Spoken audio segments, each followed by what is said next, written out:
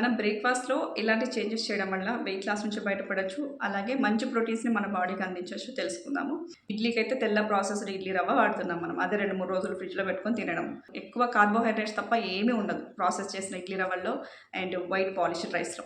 అలా కాకుండా మనము తృణధాన్యాలు, చిరుధాన్యాలు యాడ్ చేసామనుకోండి అన్ని రకాల విటమిన్స్ ఉంటాయి. జొన్నలు, రాగులు, కొర్రలు, సజ్జలు, మినుములు, ఉలవలు ఇలా అన్ని రకాల పొట్టు పెసలు ఎన్నో రకాల తృణధాన్యాలు, చిరుధాన్యాలు ప్రకృతి మనకు అందించింది. వాటిని మనము అశ్రద్ధ చేస్తున్నాం. వాటిని తీసుకుంటేనే మన ఆరోగ్యం బాగుపడుతుంది. కాకపోతే ఈ చిరుధాన్యాలని, తృణధాన్యాలని బాగా నానబెట్టి తీసుకోవాలి.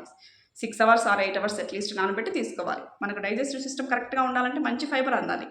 మంచి ఫైబర్ అందినప్పుడు యాక్టివ్‌గా తన పని తను చేసేసుకుంటుంది. ఆటోమేటిక్‌గా రెడ్ బ్లడ్ సెల్స్ అనేవి బాగా ఉత్పత్తి అవుతాయి. బ్లడ్ సిస్టమ్ కరెక్ట్‌గా ఉన్నప్పుడు ప్రతి ఒక్క హార్మోన్ ఫంక్షనింగ్ అనేది కరెక్ట్ వేలో వెళ్ళిపోతుంది.